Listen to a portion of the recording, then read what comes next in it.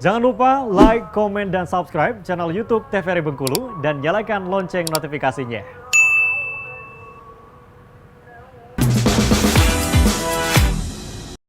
Balik lagi di Opini Obrolan Pas di sini. Pemirsa masih bersama dengan Mbak Nurul di sini. Mbak Nurul, kita lanjut lagi tadi ceritanya tertunda nih, batas terus lanjut atau terus tadi kan tentang kenapa akhirnya memilih buka bisnis WO padahal lulusan hukum. Kenapa nggak lanjut notaris atau lawyer atau yang lainnya gitu loh. Kenapa WO? Katanya tadi sempat ikut juga ya Mbak ya. Ketika ada pembukaan CPNS berarti ya. Iya, benar. Tapi sayangnya memang belum rezeki atau mungkin itu sengaja memang biar nggak diomel orang tua aja ya. Terus tadi bagaimana Mbak, boleh dilanjutkan? Terus udah nyeletuk gitu, itu tadi lulus kelar kuliah, ternyata aku yang bener-bener mikir gitu kan. Oh, jadi itu benar-benar setelah tamat kuliah ya buka Iya, sini? 2 bulan setelah aku wisuda. Oh, oke. Dan aku tuh emang anaknya kayak nggak betah diam gitu loh Mbak. Kayaknya aku tuh kalau nggak produktif tuh pusing gitu. Kurang gitu ya. Iya, juga aku tuh emang udah dagang lah, dagang parfum lah. Oh, sempat gitu dulu. Bahkan ikut sepupu dagang jilbab ke Pantai Panjang gitu-gitu. Aku tuh emang nggak betah diam anaknya. Jadi, aduh ngapain ya, kelar kuliah mau ngapain sambil nunggu. Kan sebelumnya tuh mikirnya sambil nunggu kerjaan nih apa gitu kan. Ya udah, maksudnya aku tuh nggak berekspektasi tinggi terhadap WO ini, tapi aku maunya aku tetap detail, aku tetap fokus gitu ngejalaninnya. Aku tetap belajar, cari ilmu terus. Jadi ya udah, sejalannya ternyata alhamdulillah rezekinya ada gitu kan. Tetap ada orang-orang yang percaya, jadi ya udah jalan sampai sekarang. Alhamdulillah. Ini waktu kebentuk awal-awal berapa timnya Mbak? Awal kayaknya cuma 5 orang, itu udah termasuk aku sama suami. Suami, berarti 3 ya? 3. Kalau sekarang? Kalau sekarang mungkin karena kan itu kan yang turun pada saat weddingan itu kan rolling ya, dan tergantung paketan kita juga dan jumlah tamu. Jadi kalau yang sering ikut sih mungkin ada sekitar 10-11 deh. Oh, udah banyak, Iya. sekarang udah 2 kali lipat ya? Karena kan mereka kan freelance, jadi Aha. kan kadang ada yang lagi nggak bisa nih, ada kerjaan lain, jadi ya udah yang satunya turun, masih ada backupnya. Oke. Nah Mbak, tadi kan sebelum buka WO Mbak juga bilang nih cari-cari tahu dulu karena nggak mau asal-asalan. Nah menurut Mbak kalau misalnya mau buka WO nih, base apa dulu yang harus kita ketahui sebagai ownernya? Yang pertama sih kita harus tahu kayak kita tim tuh dibagi jadi apa aja gitu kan. Terus menurut aku untuk tahu target pasar tuh penting sih. Maksudnya Iya. kita bikin bisnis, target pasar kita siapa nih? Karena kan kita tuh nggak bisa samain bisnis kita ini sama bisnis orang lain meskipun sama-sama WO ya. Kita tuh harus punya pasar sendiri. Jadi ada misalnya WO yang udah lama, otomatis mereka tuh udah lebih dikenal, dan target pasarnya juga pasti orang-orang yang maksudnya acara-acara yang gede gitu.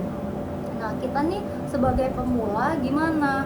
Sedangkan menurut aku nggak semua orang yang menengah ke atas yang butuh WO. Mungkin ada orang yang sederhana aja tapi mereka butuh WO untuk acara mereka.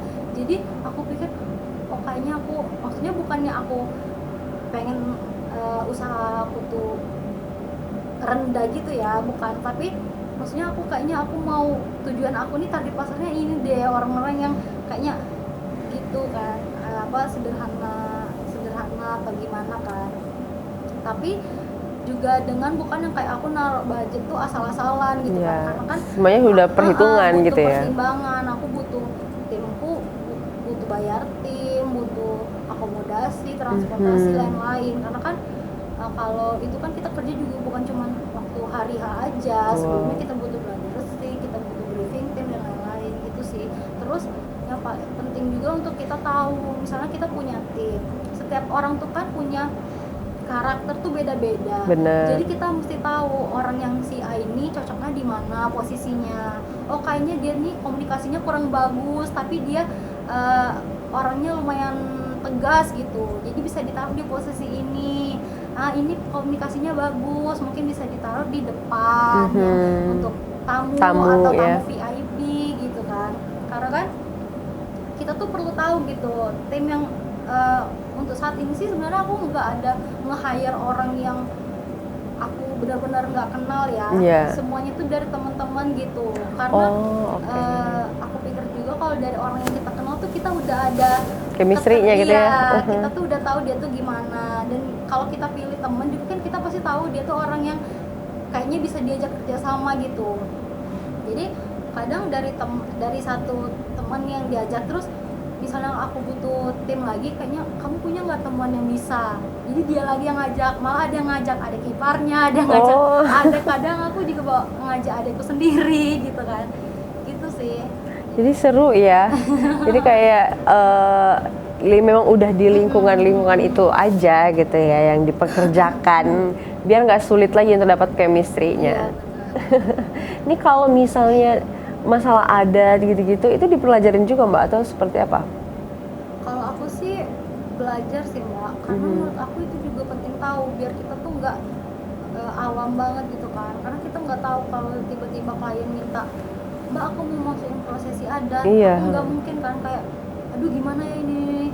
Jadi kadang aku nanya, atau misalnya ada teman nih yang nikahannya pakai adat, itu gimana sih, harus melibatkan siapa aja gitu kan. Dan aku pikir juga kalau kita kayak di Bengkulu aku nggak tahu ya daerah lain, kalau di Bengkulu kan kayak kita pengen bikin acara aja kita kan pasti melibatkan ketua adat. Iya benar. Jadi kalau misalnya kita mau di acara kita tuh ada prosesi adat, meskipun kita pasti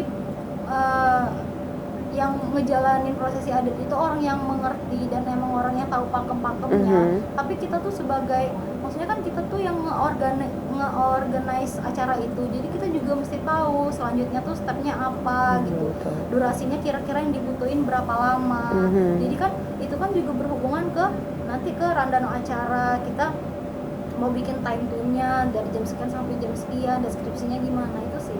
Jadi menurut aku tetap memang harus tahu. Seenggaknya meskipun kita nggak tahu pakem-pakemnya banget, seenggaknya kita tahu prosesinya tuh apa aja gitu.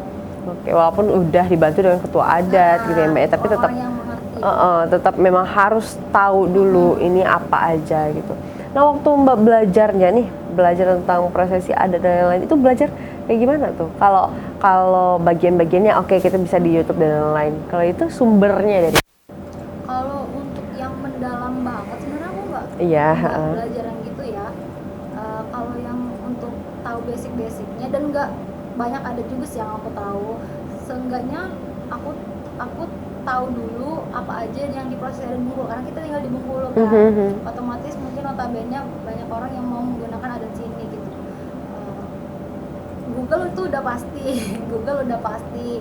Terus nanya sama orang teman-teman yang sebelumnya. Jadi aku tuh timku kalau mau dia mau nge-freelance juga di WO lain tuh aku sangat support banget, karena kenapa?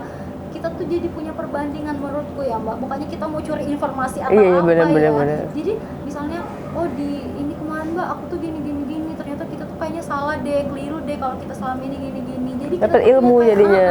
Kita bisa sharing ilmu. Tapi mereka tuh sebenarnya sangat menghargai sih, Mbak boleh nggak aku diajak nih sama WO ini, aku izin dulu ya ini. Oh iya nggak apa-apa, aku support banget sih kalau mereka mau. Maksudnya kan kita juga nggak boleh ngehalangin orang buat berkembang. Betul. Ya Mbak. Maksudnya dia tuh juga mungkin cari rezeki juga ya, kalau ada kesempatan lain dan kita lagi kosong kenapa enggak gitu. Jadi aku tuh gimana kemarin pakai adat enggak? Iya Mbak, kadang sharing kan, dia ada sungkeman ini gimana. Jadi aku tuh belajar dari situ sih. Kalau untuk yang Bengkulu nanya-nanya sama orang sekitar aja sih Mbak. Terus kemarin karena aku tuh sering kalau misalnya untuk kadang kan bantu klien untuk izin atau apapun kan, jadi nanya gitu, ini gimana Pak, ini kadang dijelasin gitu sih. Dari obrolan-obrolan aja sih. Kalau yang belajar banget sampai ke tempat enggak. Jadi pokoknya tahu aja lah gitu ya tentang belajarnya by proses aja sih. Ini kalau dari tim Mbak biasanya diberi pemahaman yang seperti apa dulu sebelum tim-tim ini terjun nih di hari H? Sebelum acara tuh kan, kalau untuk yang ketemu pertama kali sama Sampai sekarang masih aku sama suami. Jadi aku tahu dulu nih, aku harus tahu dulu klien ini maunya gimana gitu kan. Acaranya tuh maunya gimana. Maksudnya aku udah punya gambaran mereka maunya gimana, aku baru briefing tim. Setelah itu baru aku ini acaranya nanti gini.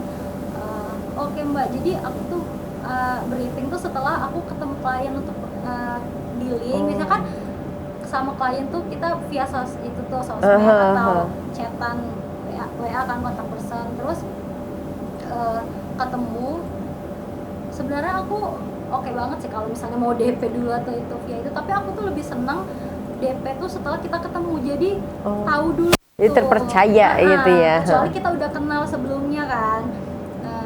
Maksudnya ketemu dulu, karena kan kadang nggak semua wedding dream orang tuh aku bisa itu Mbak. Kita kan harus kita kan juga harus mengukur kapasitas kita kan.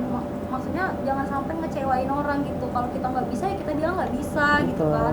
Kalau mereka nggak cocok ya mereka bisa cari WO lain gitu buat nge-handle acara mereka. Jadi kalau setelah ketemu maksudnya ini gimana Mbak, ini oh oke.